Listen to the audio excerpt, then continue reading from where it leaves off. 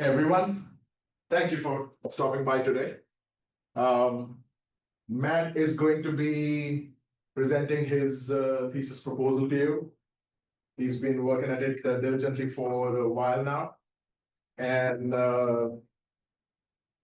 as you will see, he's going to study something that is personally important to him as well. And if you want to find out the outcome of the study, then come back again in less than 6 months toward the tail end of spring, and you will find out what we find out from the study, right? Matt has been working very hard as a doc student, and typical challenges are more challenging than what it would be for you and me, given his brain injury that he has suffered, and he's passionate about it as well. So he's going to show you the how and the why and what he's looking at today. But in bigger things, he works with the Alabama Brain Injury Task Force set up by the government. He's already a member of that team. He was one of the 2 finalists from the school for the 3-minute thesis this past year. And I forgot to say that when Marina was up here as well, that both the students of the 3MD were returning customer from Friday. Thank you very much for coming back.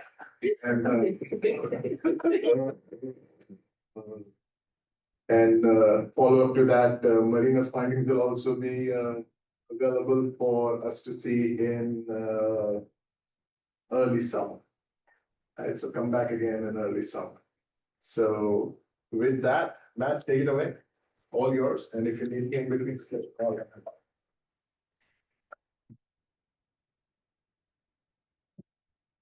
Words, Dr. Bamisha.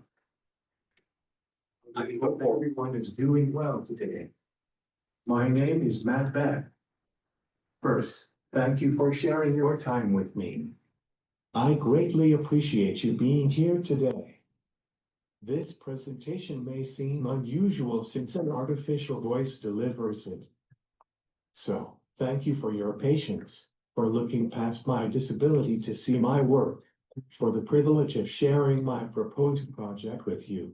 Falls and violent mechanisms of traumatic brain injury reduce locomotor functional independence.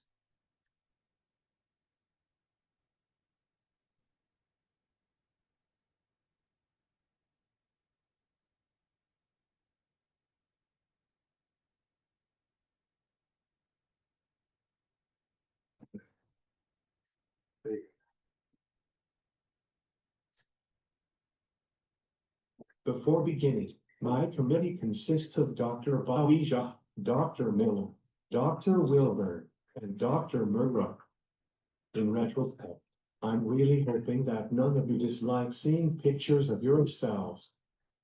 Thank you for believing in me, allowing me to conduct this research, and guiding me along the way. Working with you has been an honor and a privilege, and I greatly look forward to continuing to work alongside each of you.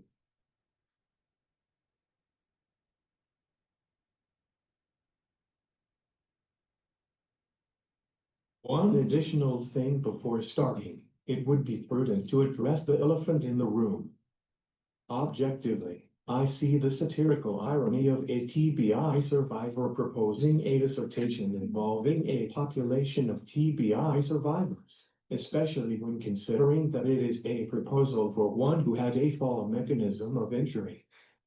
So, if that irony has crossed anyone's mind, or even if the irony is occurring to you for the first time right now, I want to assure you it is all right, and you are not alone. It has been a mainstay in my thoughts throughout this project, and I even see some dark humor in it myself. This is a brief overview of what I will discuss today.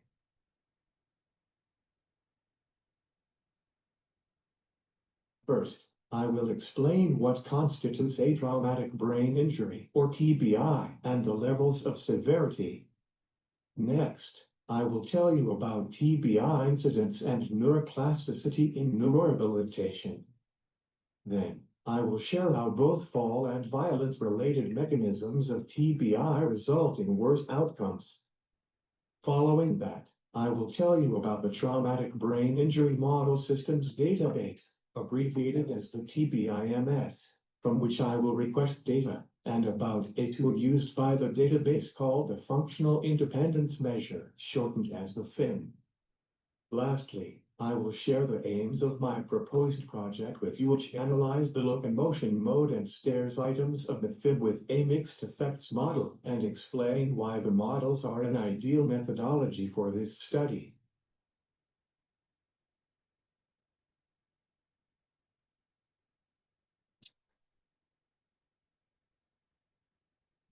Criteria defining ATBI have greatly varied over time, so we must start with the basics, because it is imperative to establish a mutual baseline understanding of what constitutes ATBI before going much further. Consistently held across the varying criteria is that ATBI is a change in brain function caused by an external force acting on the head. When the head ceases its motion, Newton's first law is not too kind to the brain. The inertial force of the external force acting on the head causes the brain to continue its motion until it is halted by colliding with the interior of the skull, resulting in neural damage and dysfunction. It is known as a closed head injury when the protective layering of the skull and the meninges remain intact. Alternatively, an open head injury involves the penetration of the skull and dura mater, enabling a foreign object, such as a bullet or shrapnel, to directly contact the underlying brain matter. TBIs are like snowflakes in that no two TBIs are alike. TBIs may cause a variety of symptoms, which may present themselves in some survivors but not in others. Survivors may experience deficits in cognitive abilities, perceptions of reality, motor skills, homeostatic maintenance, sensory and proprioceptive integration, emotional regulation, and/or motor coordination, resulting in ataxic movements. Some survivors may walk and talk fine, but may struggle mentally or emotionally. Conversely, some survivors may present like me, where I am very clearly disabled, but I think that I am doing pretty all right upstairs.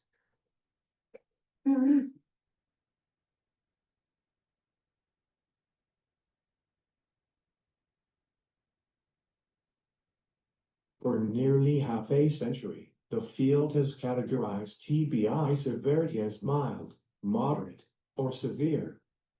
Researchers determined injury severity using 5 criteria: structural imaging data, length of unconsciousness, length of altered cognition, length of post-injury amnesia, and the best Glasgow Coma Scale score within 24 hours of the injury. A mild TBI is indicative of a common concussion from sports or hitting your head hard. Conversely, a severe TBI is an injury like mine, and there is an entire month following my injury that I have no recollection of. Researchers found this to be an antiquated and overly simplistic way to determine TBI severity and sought to develop a more comprehensive classification system.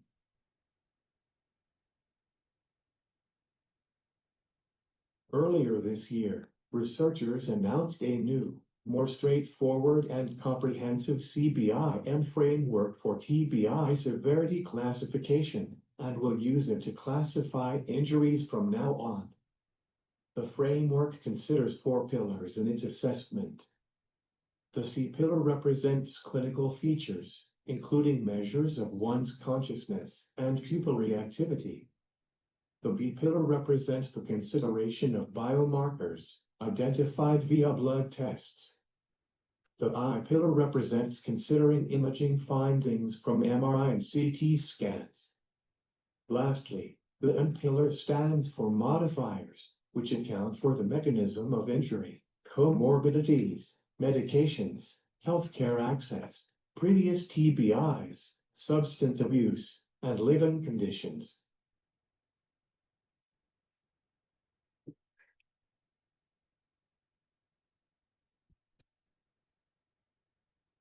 Whether we realize it or not, TBIs are all around us.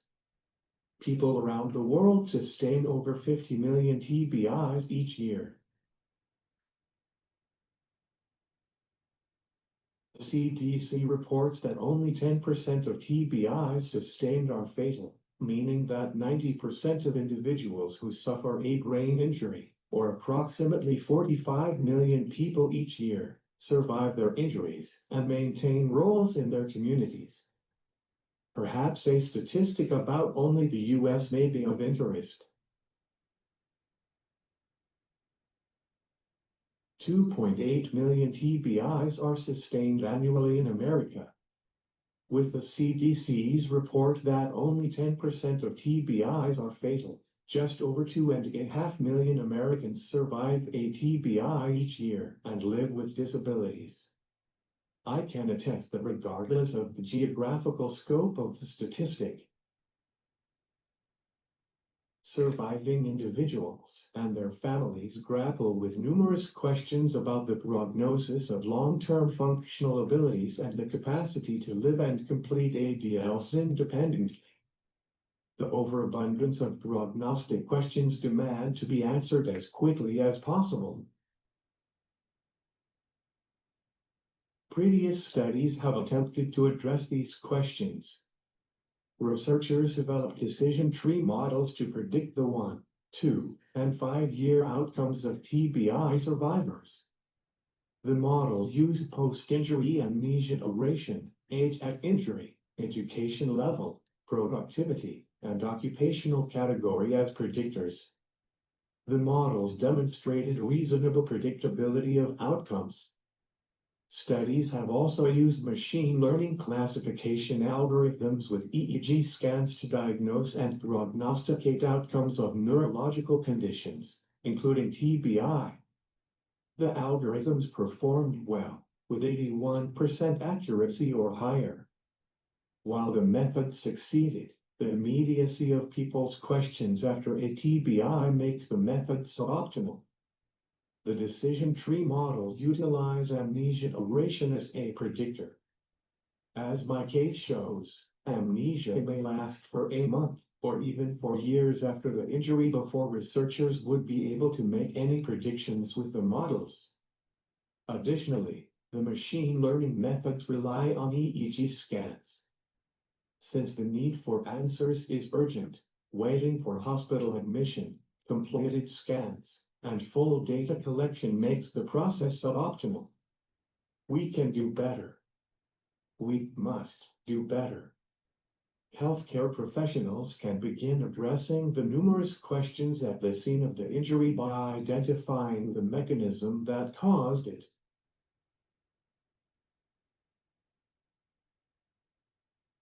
One back. Yep.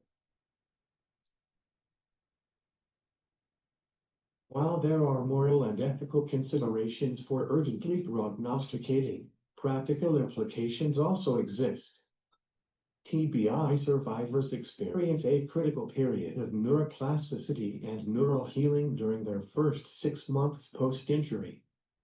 A cascade of cellular and molecular processes characterizes this period, including increased axonal sprouting, dendritic remodeling, and synaptogenesis, as well as the upregulation of NMDA receptors and the downregulation of GABA-A receptors.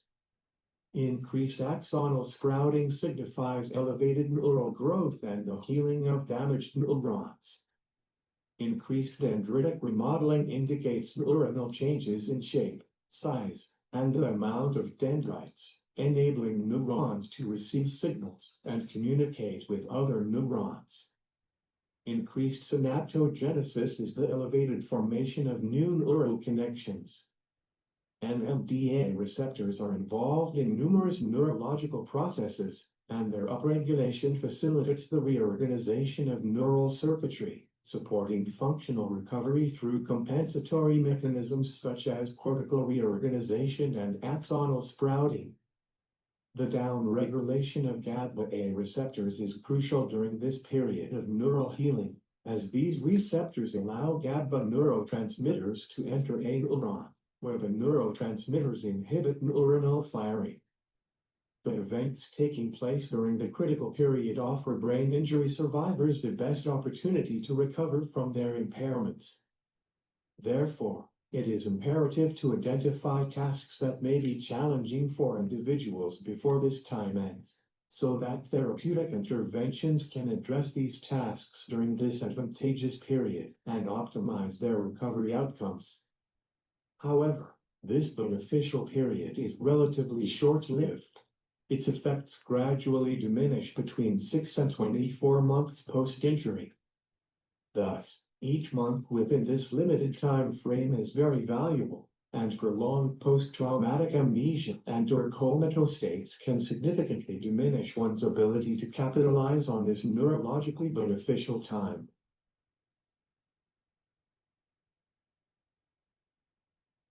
To find a better way, let's review what we already know. Where would be better to begin this review than with a mechanism I am intimately familiar with? Others have previously investigated the impact of the mechanism of TBI on functional outcomes. Research shows that survivors of falls have worse long-term outcomes than their peers. Survivors of vehicular accidents and athletic mechanisms of injury in particular achieve better long-term outcomes relative to survivors of falls. This was later echoed and added to by showing that while survivors of falls performed worse on long-term outcome measures, they had less severe initial injuries. Meanwhile, the opposite is true for those with injuries from traffic accidents or recreational activities. The mechanisms are associated with more severe initial injuries, despite having better long-term outcomes. Ultimately, researchers determined that the mechanism of TBI is a valid predictor of outcomes.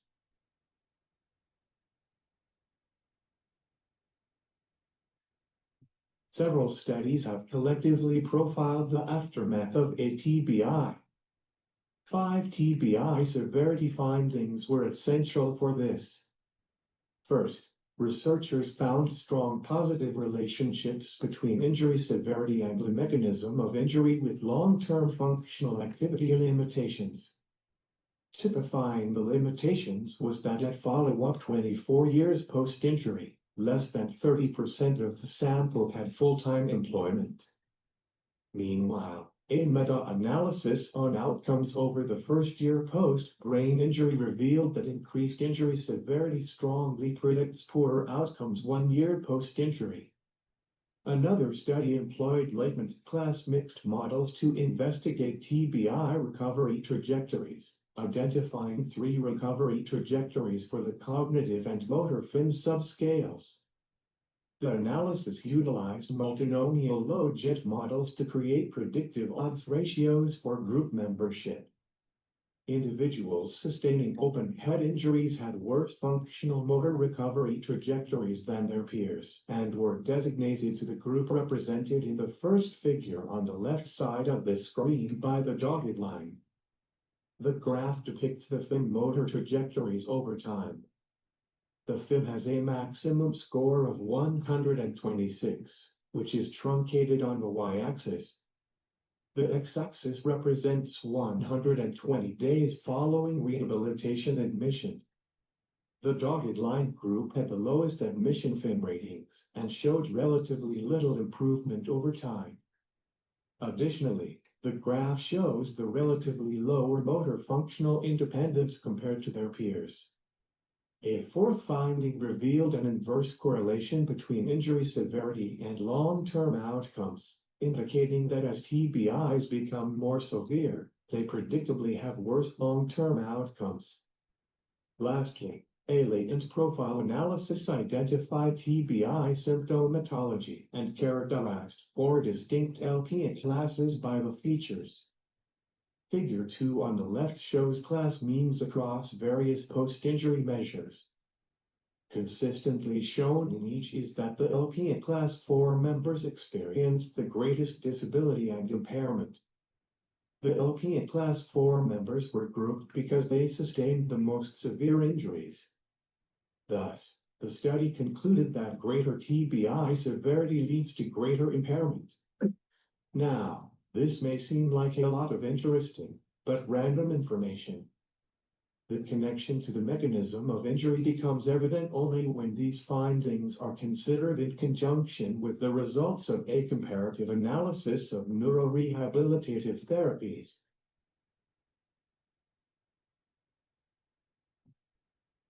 The analysis reveals that falls and violent mechanisms like assaults, gunshots, and explosions were most likely to cause open head injuries, and these mechanisms commonly cause the most severe injuries. So, reinterpreting the injury severity findings, while also considering this. First, survivors of falls and violent mechanisms have more long-term functional limitations than their peers injured by other mechanisms. Second, the meta-analysis found that falls and violent mechanisms strongly and inversely predict functional outcomes 1 year post-injury. Third, survivors of falls and violent mechanisms are likely to suffer an open head injury and would have a worse functional motor recovery trajectory. Fourth, survivors of falls and violent mechanisms have worse long-term functional outcomes compared to their peers. And lastly, the latent profile analysis clustered individuals with the most severe injuries, which were likely due to a fall or a violent mechanism, and those clustered experienced the most impairments.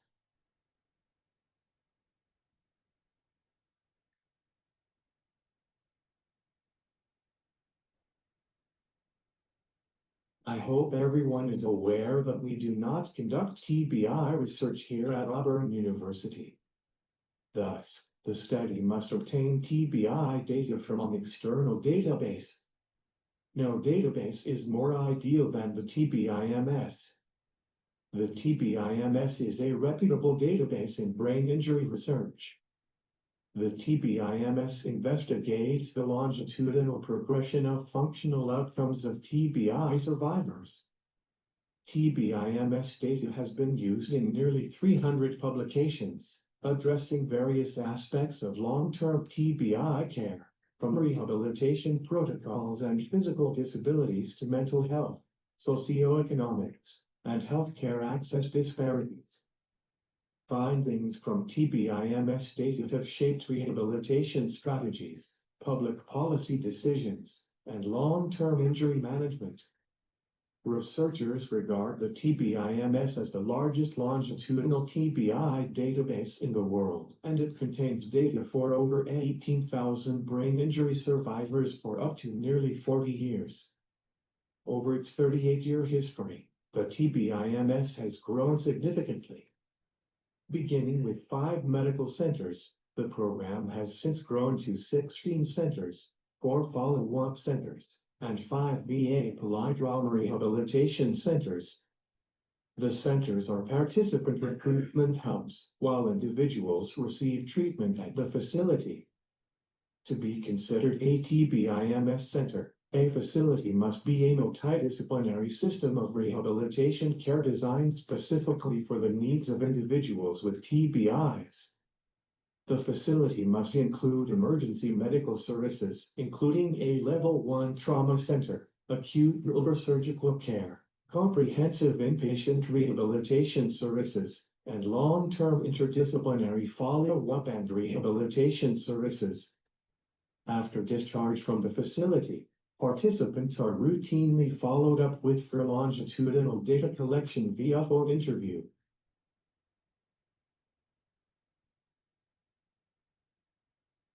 Like other longitudinal databases, the TBIMS faces challenges from researchers needing to continually update participants' contact information and some participants becoming unwilling to continue contributing to data collection, which may raise questions about the data's completeness.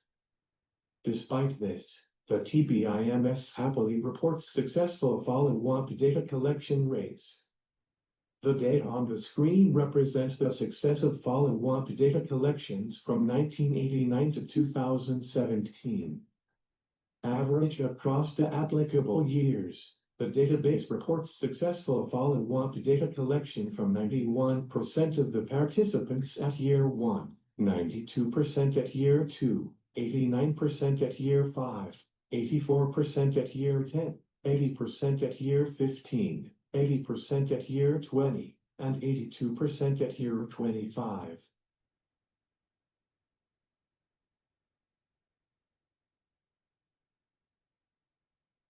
As mentioned, the TBIMS collects follow-up data through phone interviews. Let's take a quick detour there. In a room of scholarly minds, I suspect I am not alone in my initial skepticism of data procured through self-reports. If my suspicion is correct, I would like to introduce you to Dr. Flora Hammond and colleagues.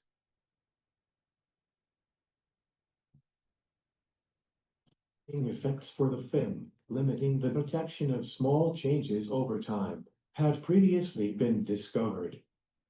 Using a sample from the TBIMS database, Hammond and colleagues developed latent variables to assess changes in self-reported data over time across various functional domains, named Domain Change Indices, or DCIs. Weighted Cohen's kappa evaluated the agreement between the film change variables and the DCIs. The statistic indicated little to no agreement between the film change variables and the DCIs, due to individuals often inflating and overemphasizing positive or negative changes in self-reported health data compared to objective measurements. It is human nature that someone may exaggerate progress and be overly critical of themselves for shortcomings. Thus, the study concluded that self-reported DCIs have greater sensitivity and capture more subtle changes over time, revealing more improvements and declines than FIM scores alone.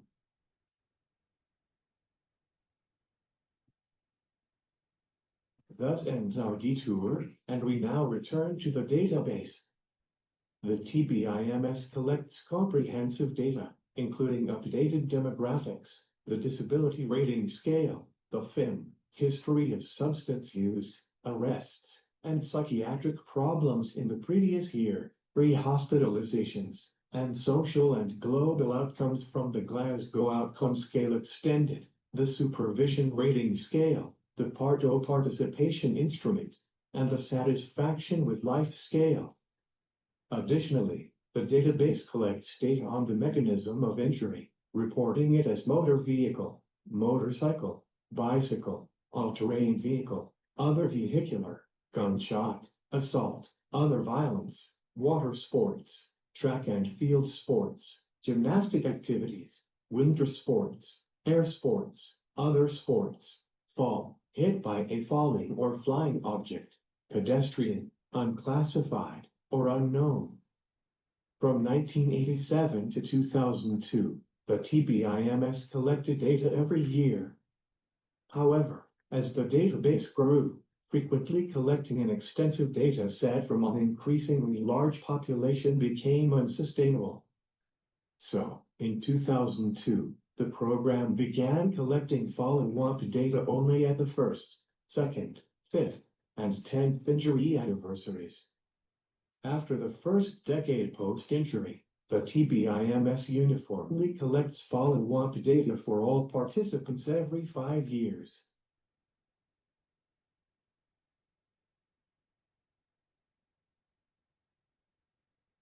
As mentioned, the TBIMS collects data using the FIM instrument. The American Physical Therapy Association explains that the FIM quantifies the severity of impairment and assesses the degree of assistance needed for someone to complete their ADLs.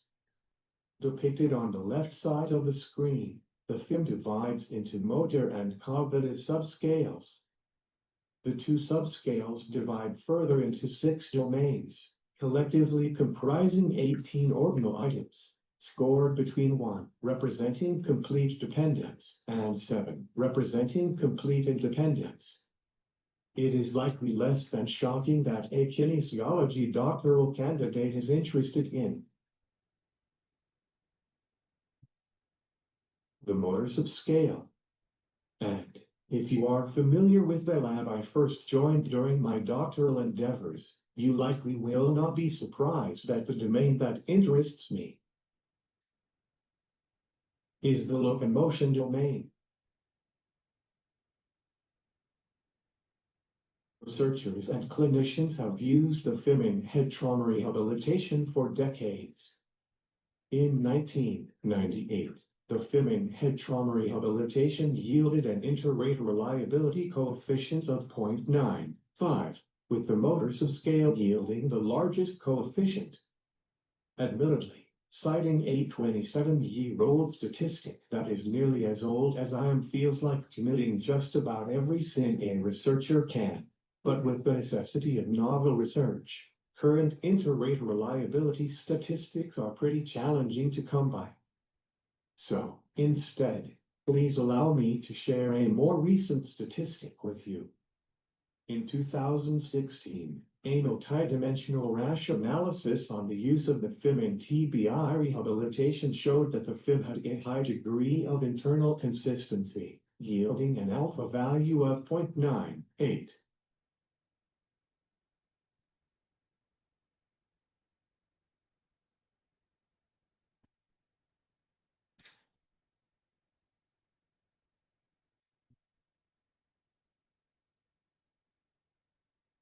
All builds to the aims of this study. The first aim investigates the impact of the mechanism of TBI on the FIM locomotion mode scores.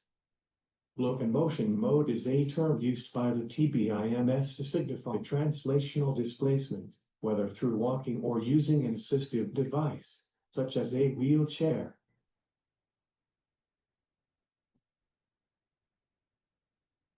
Regardless of the vernacular, the aim is to assess the impact of the mechanism of injury on a person's locomotor functional independence. The aim will be evaluated by a linear mixed effects regression. The model will use the longitudinal FIM locomotion mode scores as the dependent variable, the mechanism of injury as the fixed effect, and the participant ID, the amount of time post-injury, and the geographical location of the injury occurrence as the random effects. As shown earlier, TBI survivors of falls and violent mechanisms, including participants reporting either assaults, gunshots, or other violent mechanisms, have a worse motor recovery trajectory than their peers. Therefore, the study expects that these individuals will score worse on the locomotion mode item than their peers.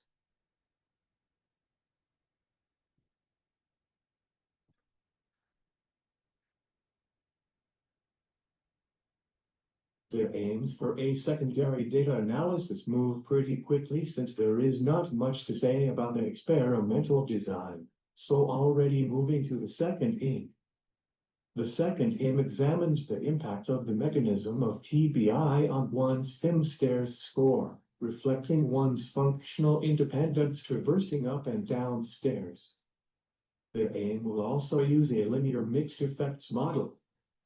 The model will use the longitudinal FIM stairs scores as the dependent variable, the mechanism of injury as the fixed effect, and the participant ID, the amount of time post-injury, and the location of the injury occurrence as the random effects. Following the same rationale as the first aim, survivors of falls and violent mechanisms of TBI predictably will have worse scores on the FIM stairs item compared to their peers.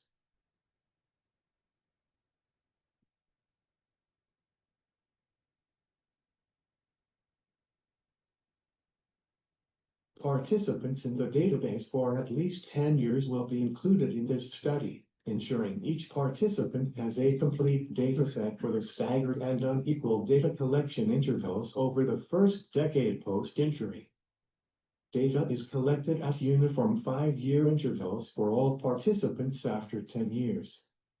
Additionally, a lacking area in TBI literature is longitudinal rehabilitation research throughout the lifespan.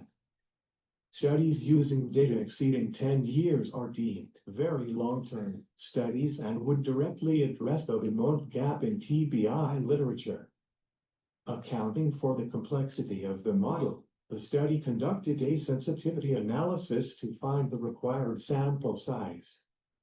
The analysis determined that the sample must consist of 150 participants to detect a medium-sized effect, which is pretty feasible considering that the TBIMS contains data for over 18,000 individuals.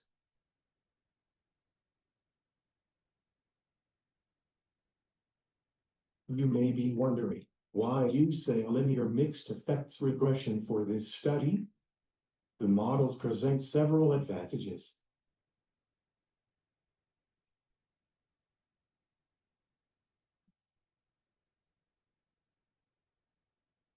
Repeated fin measures over one's recovery are nested data points of dependent observations.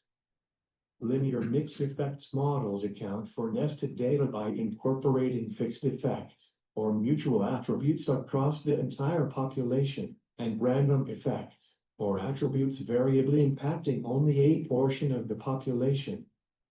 These allow the model to have the flexibility to accommodate the hierarchical structure of nested data points.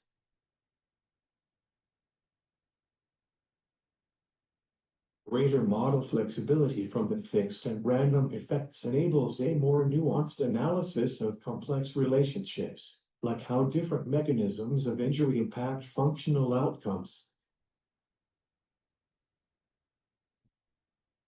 The random effects account for differences in the within group and between group variants, mitigating risk of overfitting the model. Mixed effects models perform well with small samples. Structuring models with fixed and random effects allows the models to borrow strength. Suppose certain participants have fewer observations than others. Through the model's incorporation of random effects, the models will still consider data from those participants and use available data points from other participants to compensate for any incomplete participant data, pulling model estimates towards population estimates.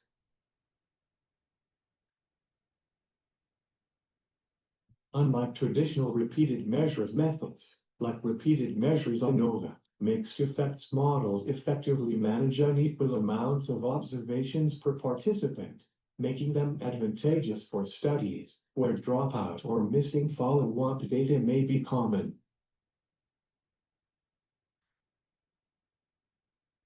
Accounting for unexplained variability and borrowing strength bolsters statistical power, making it easier to detect significant effects. Researchers commonly use mixed effects models in other TBI research. Studies have used them to evaluate TBI cognitive changes and the effect of injury severity on various outcomes over time. The previous demonstrated success of the models in TBI literature shows that mixed effects models are a robust and viable option for analyzing longitudinal data in the field.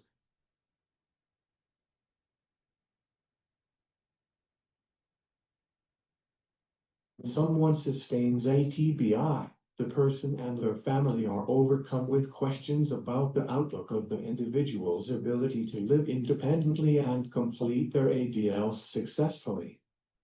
This study will provide quicker answers to the many questions plaguing these people, granting greatly needed relief to these individuals and their families amid their newfound cataclysmic reality.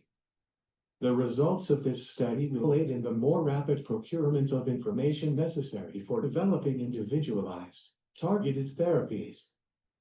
Quicker implementation of these therapies will provide individuals with a better opportunity to recover and give them and their families a much-needed sense of direction as they adjust to their newly chaotic lives.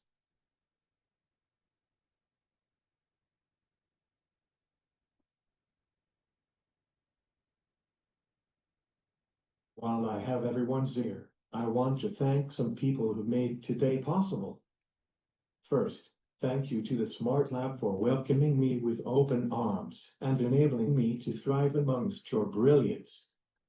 To Dr. Rudisil, thank you for helping me find my way and for figuring out a perfect path for me. To Dr. Roper and the local MoCo Lab, thank you for guiding and shaping my future and directing me towards a path I am meant for. Lastly, to my family and friends, it has been a very long road. It would be impossible to adequately express just how thankful I am for your constant support and unwavering belief in me every step of the way.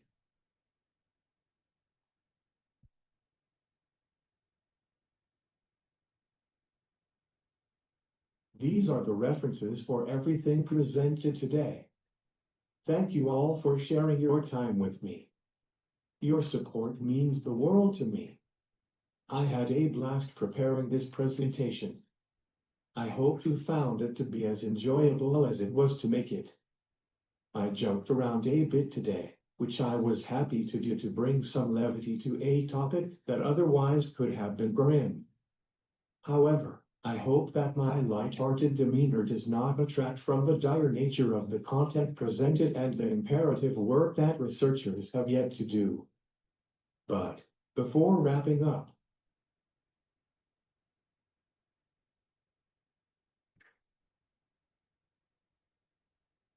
given my communication difficulties, I received a few questions in advance to type out more thorough responses on my own time, as typing is not the quickest task. I will go through those first by stating who asked the question, repeating the question, and then giving my response. But I am certain that new questions may have developed while I presented.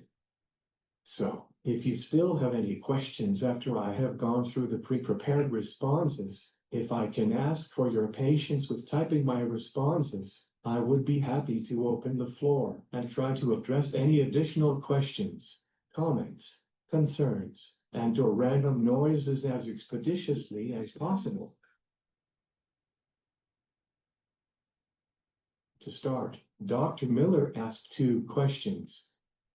First, he asked for the rationale behind the hypotheses and why I believed that the FIM scores would be lower for survivors of falls and violent mechanisms. Previous literature has consistently shown that individuals suffering brain injuries through falls and acts of violence have poorer long-term functional outcomes compared to individuals with injuries from other mechanisms. Therefore, I would expect these individuals to have more difficulty with their longitudinal locomotion and stair movements.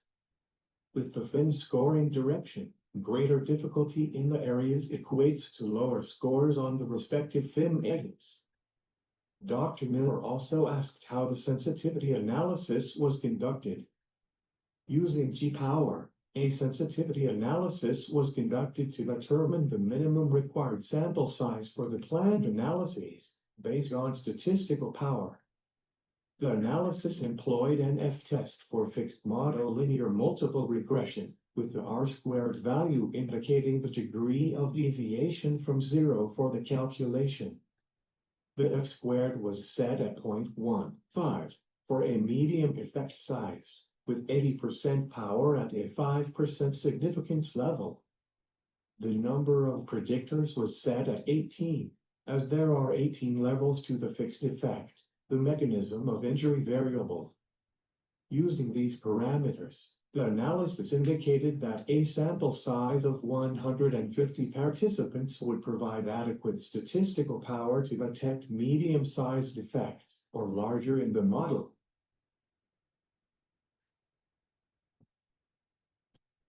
Dr. Wilburn also asked 2 questions. His first question was how do different mechanisms of traumatic brain injury, e.g., falls, violence, motor vehicle accidents, uniquely impact long-term locomotor functional independence and rehabilitation needs among survivors, beyond what current models predict. Falls are commonly associated with more focal injuries and extraaxial hemorrhages, and are also often accompanied by comorbid orthopedic injuries, which can complicate locomotion and limit gait rehabilitation. Motor vehicle accidents commonly result from high-energy blunt trauma, frequently leading to diffuse axonal injuries and commonly sustained comorbid fractures or peripheral nerve injuries, causing locomotor disabilities. Comorbid conditions often hinder one's ability to capitalize on the neurological benefits of the critical period, disadvantaging the individual and making them more likely to maintain the disabilities from their brain injury. Injuries from violent mechanisms are highly variable depending on the type of violence experienced. Collectively speaking, violent mechanisms result in deeper and more focal lesions and have higher rates of early mortality. Focal injuries, compared to diffuse injuries, are more likely to yield motor deficits. He also asked, to what extent do standardized outcome measures such as the Functional Independence Measure and Glasgow Outcome Scale Extended adequately capture the nuances of functional independence post-TBI, considering possible ceiling effects and clustering by rehabilitation site? Individuals naturally cluster by hospitals or rehabilitation facilities and geographical regions. It was not initially included in the models, but the injury location was added as a random effect to account for variance between clusters due to this. Additionally, TBI cohorts frequently experience ceiling effects and loss of sensitivity on items, especially groups measured at inpatient rehabilitation discharge, reducing the ability to detect meaningful differences or late gains in mobility and locomotion. To address these effects, it is paramount to employ IRT approaches, such as rash modeling or scaling to expand measurement range. Using the DFIM for this specific example, the difference between the ordinal scores of 3 for moderate assistance and 4 for minimal assistance is not necessarily equal to the difference between scores of 5 for supervision and 6 for modified independence. Linear models assume equal interval data, and violations of the assumption may bias estimates and lead to invalid standard errors. Because of this, FIM scores must be transformed using techniques like rash scaling. The transformations convert the ordinal FIM ratings into interval level measures, or logits, and the newly transformed and equal differences will represent equal changes in functional independence. Is all I have, so again, if I can ask for your patience with my typing, at this time, I would be thrilled to yield the floor if anyone has any additional questions, comments, concerns, and/or random noises. We take random noises for, if you have questions and comments, please type them up, email them to Matt, Beth, and me, so he can answer them, with some time that is required for him to type up the responses, because 10 minutes is not enough for him to type up responses for questions if you have to. And with that, Matt, some random noises, huge round of applause.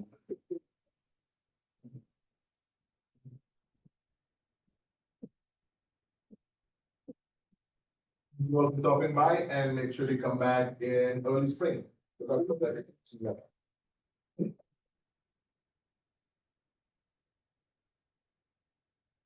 Camera, it's gave at the wall up front and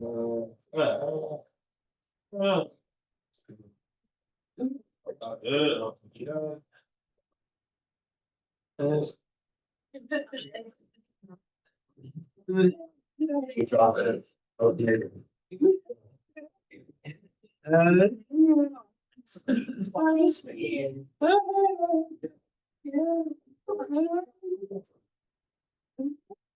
everybody on Zoom, thank you very much. We're flying up over here. Yeah.